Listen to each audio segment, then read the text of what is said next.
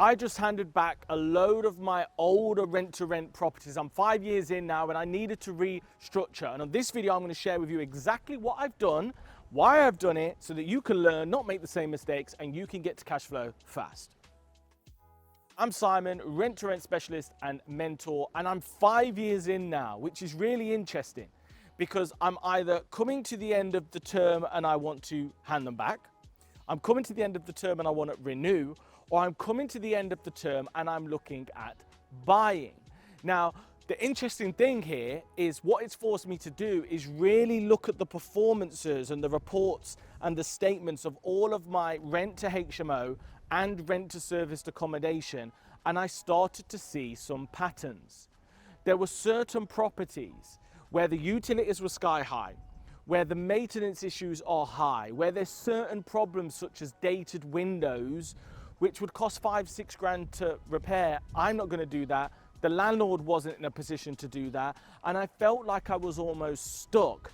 Then on the other hand, there's newer build properties like the ones I'm stood in front of now, where the utilities were low, the maintenance is very easy, all the guests and tenants are super happy. So I realized I needed to actually restructure.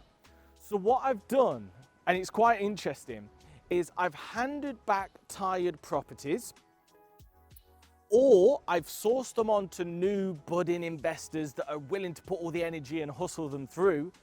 I've purchased some because I'm happy to use them as BRRs, and then I'm focusing on new build properties that are going to give me the best return and most importantly, take less of my time. So what does this mean for you? It means if you're brand new to rent, please do me a favor.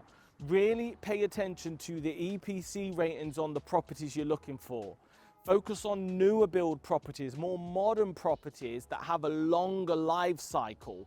And think of this every time you look at a property. If it's just passable, what will it be like in 5 years?